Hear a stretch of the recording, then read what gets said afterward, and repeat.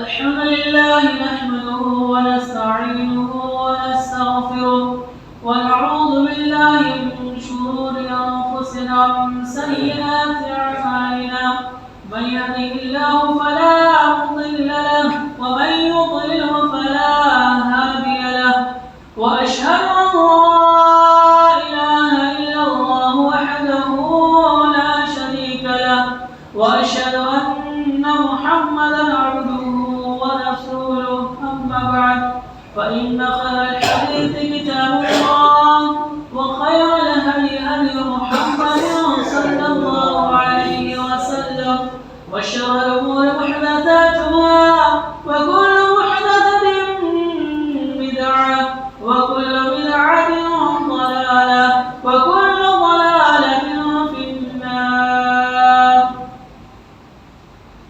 ہر قسم کی تعریف بڑائی بزرگی و برتری اللہ رب العزت کے لیے ہے کہ جس نے ہم سبوں کو اس دھرتی پر رچایا بسایا، ہماری سہولیات کے لیے تمام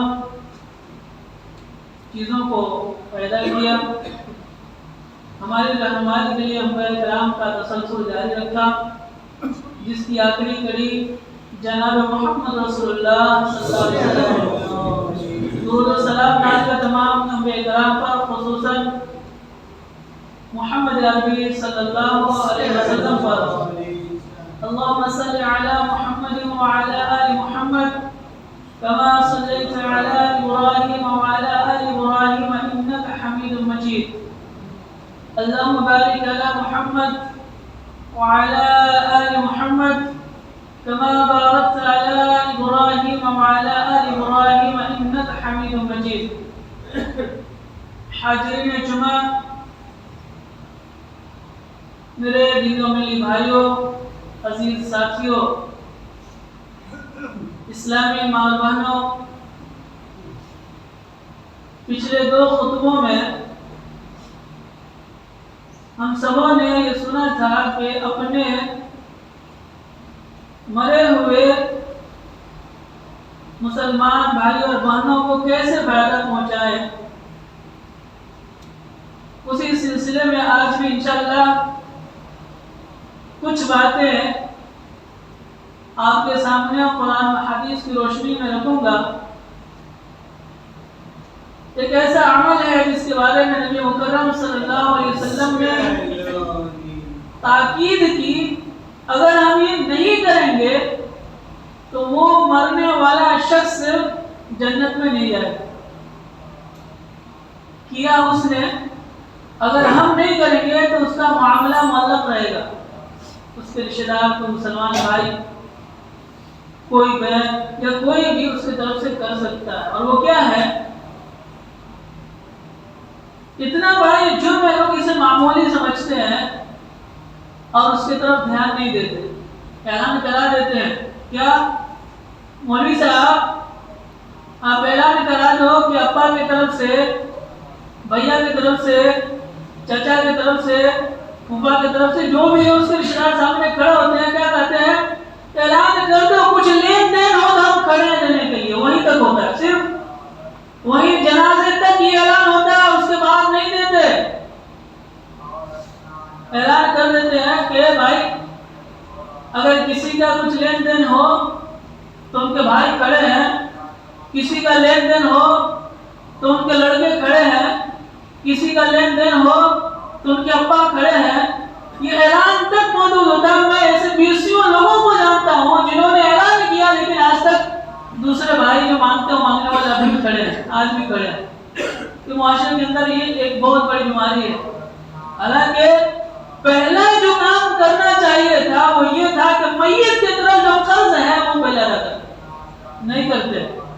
افطاری کا اعلان کرا دیں گے قبرستان میں، کہ بھیا کی طرف سے افطاری ہے، آج چچا کی طرف سے افطاری ہے، آج ان کی طرف سے افطاری ہے. جو صحیح سند سے ڈالتے ہیں، جس کا کچھ مطلب ہی نہیں قرآن حدیث میں، اس کا اعلان ہوتا ہے. لیکن کوئی یہ نہیں کہتا جنازہ پڑھنے سے پہلے بھائی کسی کا نکلتا تو آپ میں دینے کو تیار ہوں، دیتا ہوں، نہیں، صرف اعلان کیا جاتا ہے، دیا نہیں جاتا ہے۔ اللہ کے رسول صلی اللہ علیہ وسلم نے اس کی طرف سے کہا نفس المؤمن معلقۃ بدینہ، مومن کا نفس ہے، روح معلق ہوتا ہے اس کے قرضے کی وجہ سے، جنت میں داخل نہیں ہوگا جب تک کہ اس کے قرضے ادا نہ کر دیے جائیں۔ اور آپ نے بارہ سنا ہوگا یا پڑھا ہوگا، نبی مکرم صلی اللہ علیہ وسلم کے سامنے جنازہ لایا جاتا، آپ صلی اللہ علیہ وسلم ان کے رشتہ داروں سے پوچھتے، لوگوں سے پوچھتے کیا اس کے اوپر کوئی قرض تو نہیں ہے؟ اگر کوئی کہتا کہ ہاں اللہ کے رسول صلی اللہ علیہ وسلم ان کے اوپر قرض ہے، یہ شروع اسلام کی بات ہے، جب مسلمان کمزور تھے، مالی اعتبار سے بہت کمزور تھے، تو آپ صلی اللہ علیہ وسلم یہ کہتے کہ آپ ان کی نماز جنازہ پڑھ لو، میں نہیں پڑھتا۔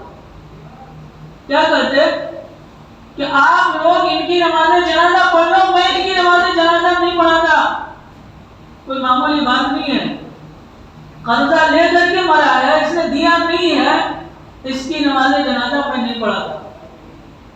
تو سوچا آپ نے کیا ہم میں سے کوئی رشتہ دار چاہتا ہے کہ اپنے رشتہ داروں کے قرض کو ادا کریں؟ نہیں چاہتا، صرف اعلان ہوتا ہے۔ میرے دوستو، آپ ایسا عمل کرو کہ اعلان کی نوبت ہی نہ آئے، آپ خود اپنے بچوں کے لیے، اپنے وارثین کے لیے وصیت نامہ لکھو کہ میں آج اس تاریخ کو اتنے ٹائم پر اتنا پیسہ لیا ہوں، اگر میں نہیں دے سکا میری دفن ویری سے پہلے اے میرے بچوں ان قرضوں کو ادا کرنا، پھر میرے جنازہ کو لے کر اٹھنا۔ کوئی کرتا ہے؟ لکھا ہوا نہیں ہوا، زبانی طور پر چلتا ہے۔ حالانکہ قرآن ہمیں یہ تعلیم دیتا ہے، سفر میں ہو تب بھی، گھر میں تو ہے، کہیں باہر ہو تب بھی اس کو لکھ لیا کرو۔ کیا خبر کہ تم اسے ادا کر پاؤ یا نہ کر پاؤ، یہی تمہاری لکھان رہے گی، یہی تمہاری شاہد رہے گی، تمہارا دستخط رہے گا، تمہیں دیکھ کر کے یہ دستخط دیکھ کر کے تمہارے بچے تمہارا قرض ادا کریں گے۔ اگر تم نے نہیں لکھا تو ہو سکتا ہے کہ وہ قرض معلق رہے اور تمہاری روح جنت میں جانے سے رک جائے۔ اس لیے میرے دوستوں، پہلی چیز جو ہے، اگر ہم چاہتے ہیں کہ اپنے میت کو فائدہ پہنچائیں، اپنے رشتہ داروں کو کچھ فائدہ پہنچائیں، ان کی روح کو تسکین پہنچائیں، تو میرے دوستو اپنے رشتہ داروں کے قرضے کو ادا کر لینا۔ ان کے دوستوں سے پوچھنا، بھائی آپ کے وہ ساتھی تھے، بھائی آپ کے ساتھ اٹھتے بیٹھتے تھے، آپ کے ساتھ ان کا رہنا سہنا تھا، کیا آپ جانتے ہیں کہ انہوں نے کبھی کچھ لیا ہو کسی سے؟ بتائے، کسی اور سے پوچھیں، دوسرے سے پوچھیں، تیسرے سے پوچھیں، جو ظاہر ہو جائے، جس کے بارے میں آپ جان گئے، پہلی چیز آپ اس بھائی کے قرضے کو ادا کریں۔ جناب محمد رسول اللہ صلی اللہ علیہ وسلم کے تعلق سے حضرت جابر بن سمرہ بن جندب رضی اللہ تعالیٰ عنہ کہتے ہیں، خطب رسول اللہ صلی اللہ علیہ وسلم، آپ صلی اللہ علیہ وسلم خطبہ دے رہے تھے، وقال ہاں هنا أحد من بني فلان فلم يجبه أحد، فقال هل ها هنا أحد من فلان فلم يجبه، قال ها هنا أحد من بني فلان۔ نبی مکرم صلی اللہ علیہ وسلم خطبہ دے رہے ہیں، آپ صلی اللہ علیہ وسلم نے 3 بار کہا کہ فلاں خاندان کا کوئی یہاں موجود ہے؟ کوئی جواب نہیں آیا۔ پھر آپ صلی اللہ علیہ وسلم نے کہا کہ فلاں خاندان والے کوئی ہے یہاں پر؟ کوئی جواب نہیں آیا۔ آپ صلی اللہ علیہ وسلم پھر اعلان کیے کہ فلاں خاندان سے کوئی ہے؟ فقام رجل قال انا یا رسول اللہ صلی اللہ علیہ وسلم، ایک شخص کھڑا ہوا، کہا اللہ کے رسول میں ان کے خاندان سے ہوں۔ آپ نے کہا کہ میں 3 بار اعلان کیا، پہلے 2 بار میں کیوں کھڑے نہیں ہوئے؟ دیکھو میں تمہیں صرف خیر کی بھلائی کا ہی حکم دیتا ہوں، خیر کے بارے میں بتاتا ہوں۔ اس کے بعد آپ صلی اللہ علیہ وسلم نے کہا کہ تمہارا وہ رشتہ دار جس کا انتقال ہوا اس کی روح معلق ہے، کیا ہے؟ اس کی روح کو جنت میں جانے سے روک دیا گیا ہے۔ وجہ کیا ہے؟ اس کے اوپر قرضہ ہے۔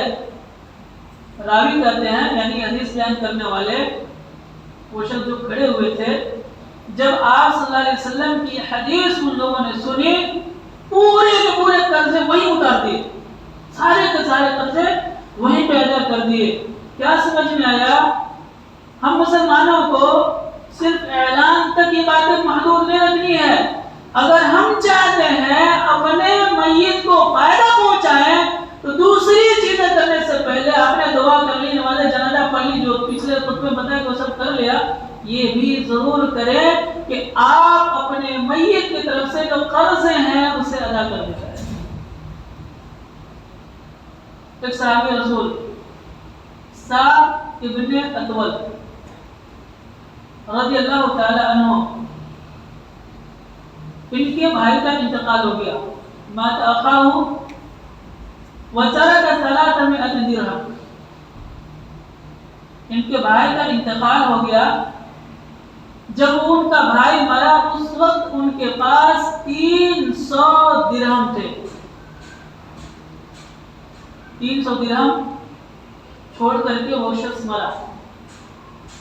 سعد ابن اطول رضی اللہ تعالی عنہ کہتے ہیں کہ میں نے ان کے تمام قرضے اتار دیے، لیکن وہ جو تھے سعد ابن اطول، ان کے بچے تھے، جو عیال تھے، بال بچے تھے، تو میں نے سوچا کہ یہ سارے پیسے ان کے بچوں پر ہی خرچ کر ڈالوں۔ نبی مکرم صلی اللہ علیہ وسلم سے جا کر کے باتیں کی، رائے مشورہ کیا۔ آپ صلی اللہ علیہ وسلم نے کہا کہ پہلے اس کے قرضے ادا کرو۔ کیا کہا؟ اللہ کے رسول صلی اللہ علیہ وسلم، میرے بھائی کا انتقال ہو گیا ہے، اس نے 300 درہم چھوڑے ہیں، بال بچے ہیں، میں چاہتا ہوں کہ یہ پیسے ان کو پر خرچ کروں۔ آپ صلی اللہ علیہ وسلم نے کہا کہ پہلے ان کے قرضے ادا کرو۔ کہا اللہ کے رسول صلی اللہ علیہ وسلم، میں نے ان کے تمام قرضے ادا کر دیے، صرف 2 درہم نہیں ہم نے دیے۔ اس لیے نہیں دیا کہ ایک عورت ہے جو یہ دعویٰ کر رہی ہے کہ میں نے تمہارے بھائی کو یہ قرض دیا، لیکن اس کے پاس کوئی دلیل نہیں ہے۔ کیا نہیں ہے؟ کوئی دلیل نہیں ہے، کوئی گواہ نہیں ہے۔ آپ صلی اللہ علیہ وسلم نے کہا کہ دعویٰ کر رہی ہے، دے دو، 2 درہم دے دو، کیونکہ قرضے کی وجہ سے روح معلق رہتی ہے۔ کیا سمجھا ہم نے؟ 2 درہم کی بات تھی، 2 روپیہ، 2 درہم وہاں کے حساب سے 2 درہم، اپنے کے 2 روپیہ کے 2 روپیہ آپ سلم دے دے، اس کی وجہ سے بھی روح معلق رہتی ہے۔ مسلمانوں، سبق لینے کی ضرورت ہے۔ معمولی پیسہ بھی آپ صلی اللہ علیہ وسلم نے چکانے کا حکم دیا، دے دو۔ 2 درہم بھی ہے، قرض ہوتا ہے، 1000 روپیہ ہو یا 10 روپیہ ہو، جو بھی ہو، معاف کوئی کر رہا ہے تو معاف کر سکتا ہے، یہ اجازت ہے، اسلام نے چھوڑ دی ہے، اور تعریف بھی نہیں ہے معاف کرنے والوں کی۔ لیکن اگر کوئی شخص مطالبہ کر رہا ہے، جس طریقے سے اس عورت نے کہا کہ میرا 2 روپیہ میرا بھائی لیا ہے، تو آپ سے نے کہا کہ دے دو۔ اگر 2 روپیہ بھی کوئی مانگتا ہے تو آپ کو دینا ضروری ہے، اگر ہم نہیں دیں گے تو پھر معاملہ کیا ہوگا؟ معلق ہوگا۔ ان تمام احادیث سے پتہ یہ چلا کہ اگر ہم چاہتے ہیں کہ ہم اپنے مرے ہوئے رشتہ داروں کو فائدہ پہنچائیں، جسے ہم ایصال ثواب کہتے ہیں، ایصال ثواب کا بہترین جو ہے ذریعہ ہے کہ ہم اپنے رشتہ داروں کے قرضے کو چکائیں۔ اگلی چیز جو ہمیں کرنی چاہیے وہ کیا ہے؟ نظر یا روزہ۔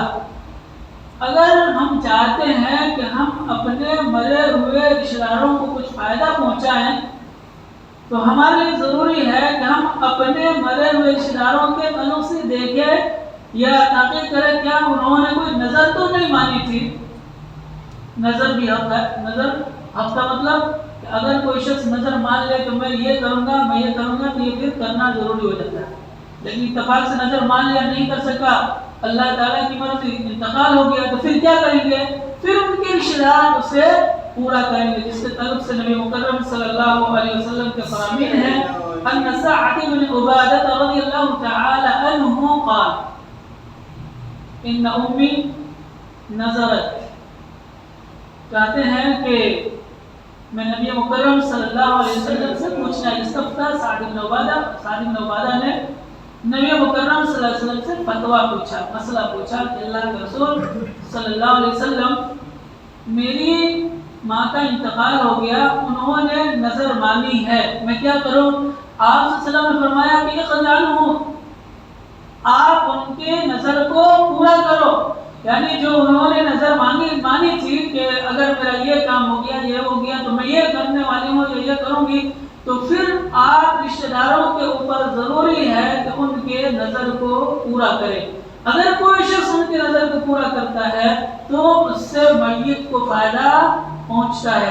اس طریقے سے نبی مکرم صلی اللہ علیہ وسلم کی حدیث ہے جو مشہور ہے، من مات وعلیہ صیام سامان ولیہ، کوئی شخص اس حال میں مرا کہ اس نے یہ نظر مانی کہ اگر میرا یہ کام ہو گیا یا میں یہ کر لی، یا جسے بہت سارے لوگ کسی وجہ سے نظر مانتے ہیں، کوئی بھی وجہ ہو، حلال ہونا چاہیے، جائز نظر ہونی چاہیے، حرام کا نہیں۔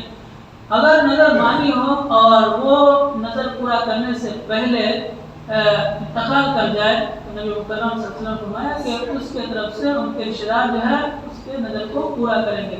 مثلا کسی نے کہا میں 10 روزے رکھوں گا یا 15 روزے رکھوں گا یا 1 مہینے کا روزے رکھوں گا، آپ صلی اللہ علیہ وسلم نے کہا کہ یہ جو نظر مانی گئی، اگر وہ نظر پورا کرنے سے پہلے اس کا انتقال ہو جاتا ہے تو اس کے روزے جو باقی رہ گئے، فرض روزے کی بات نہیں ہو رہی ہے، فرض روزے نہیں، نظر کے روزے اگر کسی کے باقی رہ گئے ہوں تو پھر اس نظر کے روزے کو اگر ان کے رشتہ دار رکھ دیں گے تو اس طریقے سے جو اس نے نیت کی تھی کہ یہ کروں گی تو اس کا ثواب اس میت کو پہنچے گا اور پورا ثواب پہنچے گا، اور جو روزہ رکھیں گے ان کو بھی ثواب ملے گا۔ خلاصہ یہ کہ اگر کوئی شخص نظر مانے اور اس نظر کو کوئی شخص پورا کیے بغیر مر جاتا ہے، اس کے رشتہ دار اس نظر کو پورا کریں گے تو اس میت کو فائدہ پہنچے گا، جیسا کہ نبی مکرم صلی اللہ علیہ وسلم کے سامنے رکبت، ایک عورت سمندری سفر کر رہی تھی، اس نے فنظرت ان نجانی اللہ، اس نے یہ نظر مانی کہ اللہ تعالیٰ نے اگر مجھے اس سمندری سفر میں کامیاب کیا، یعنی میرا سفر کامیاب ہو گیا، اللہ نے مجھے بچا لیا، ان تصوم الشہر، تو اس نے نظر مانی کہ میں 1 مہینے کی روزہ رکھوں گی۔ اس عورت نے سفر کے دوران سمندری سفر میں، کیونکہ جب آدمی جو سفر کرتے ہیں ان سے پوچھے کیا حالت ہوتی ہے سمندر میں، کولے جو کھاتے کشتیاں سب کی روح جو ہے کلیجے کو آ جاتی ہے، یعنی اللہ تعالیٰ سے منت سماجت کرنے لگتا ہے۔ اس نے کہا کہ اگر میں اس سفر میں کامیاب ہو گئی، نجات پا گئی، بچ گئی، 1 مہینے کی روزہ رکھوں گی، اور اللہ تعالیٰ کے حکم سے کشتی پار لگی، اس عورت کو کامیابی ملی، اس کا سفر آسان ہوا۔ لیکن اس نے جو نظر مانی تھی 1 مہینے کی، وہ ابھی پورا نہیں کر پائی تھی، 1 مہینے کے روزے ابھی اس کے باقی تھے، اس نظر کے روزے۔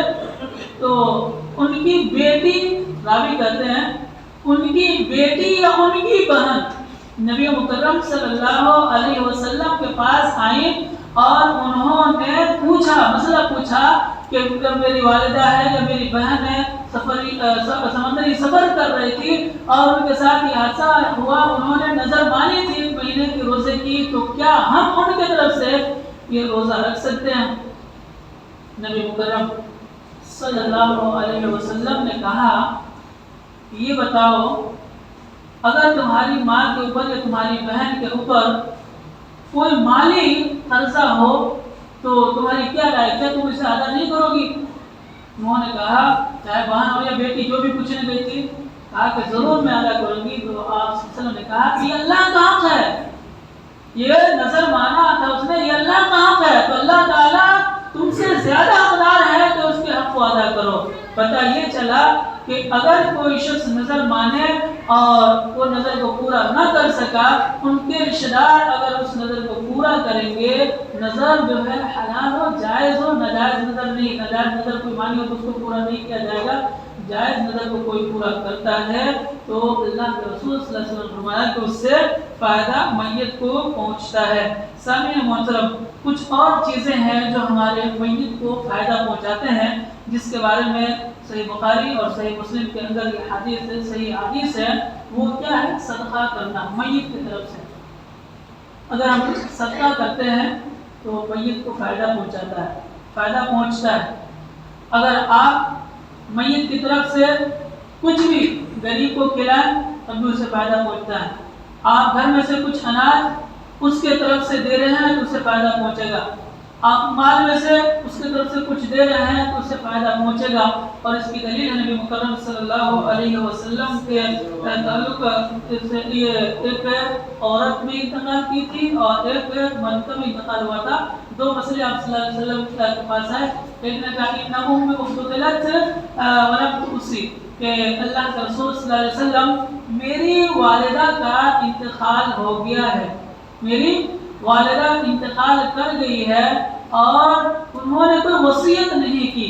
میں سمجھتا ہوں اگر وہ کچھ کا وصیت کر پاتی تو صدقہ کرنے کا حکم دیتی۔ کیا میں اپنی ماں کے طرف سے صدقہ کروں تو کیا انہیں پہنچے گا؟ آپ نے کہا کہ ہاں انہیں ثواب پہنچے گا۔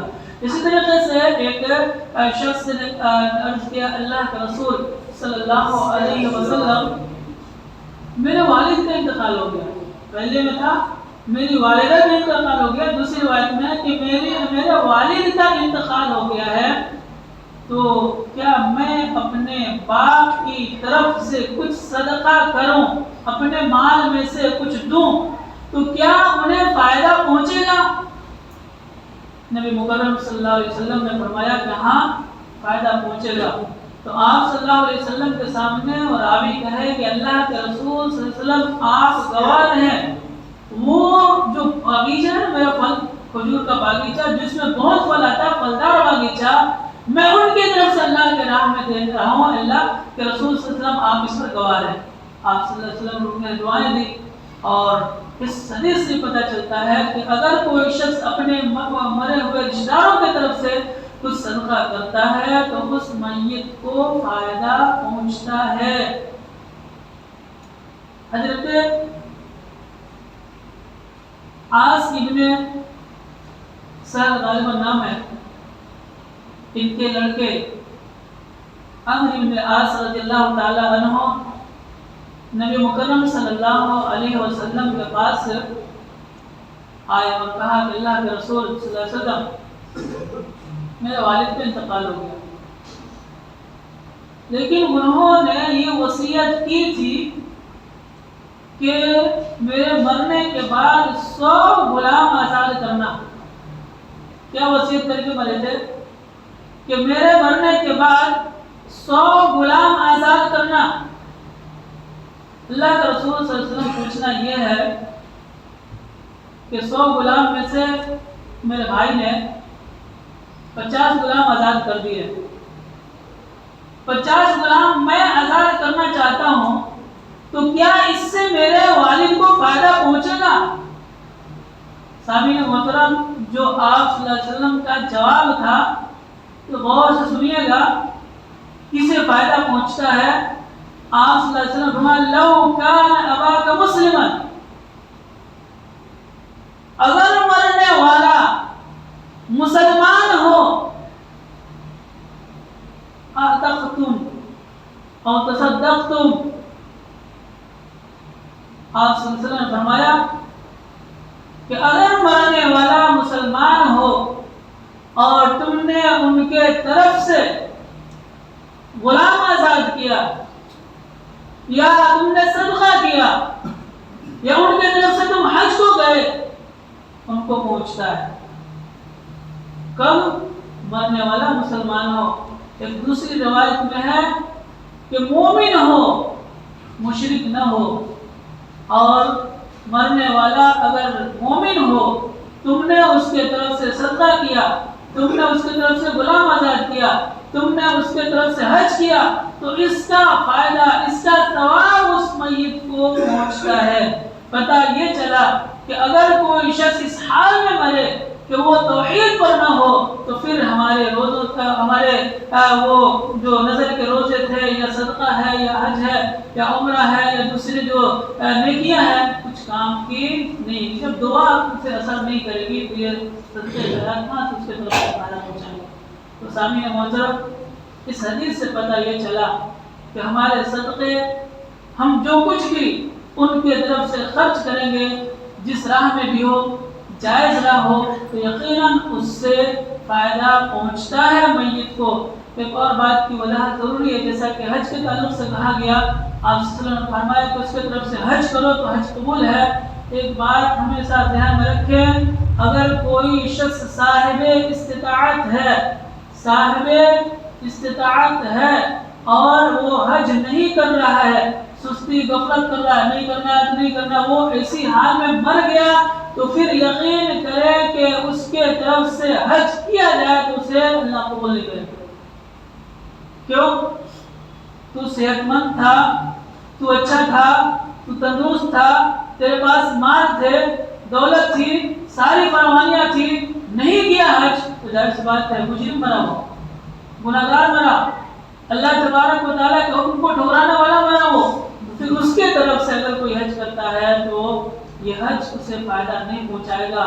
ہاں، امید ہے، نیت ہے، اسباب ساری چیزیں ہیں، کوشش کر رہا ہے، لیکن لگ نہیں لگ رہا، قسمت نہیں کو آنے جا رہی ہے، پھر اس کے طرف سے اگر کوئی حج کرے گا تو یقین اس سے فائدہ پہنچے گا۔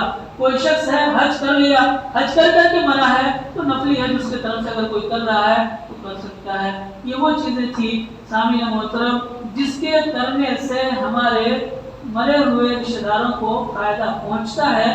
جو ضروری ہے کرنا وہ یہ کہ ہم پہلے یہ دیکھیں کہ کہیں میرے رشتہ دار کے اوپر کوئی قرضہ تو نہیں ہے، جیسا کہ آپ نے شروع میں سنا تھا، اتنا بڑا جرم ہے کسی کا قرض لے کر کے نہ دینا کہ آپ صلی اللہ علیہ وسلم اس کی نماز جنازہ نہیں پڑھ رہے ہیں، آپ صلی اللہ علیہ وسلم کریں کہ آپ پڑھ لو، میں نہیں پڑھتا۔ اس لیے اگر ہم چاہتے ہیں کہ ہم اپنے میت کو کچھ فائدہ پہنچائیں، تو اگر کسی میت کا قرضہ باقی ہے تو آپ کوشش یہ کریں کہ اس قرضے کو ادا کر دیں۔ کوئی ضروری نہیں کہ رشتہ داری کرے، کسی مسلمان بھائی کو بھی کھڑا ہو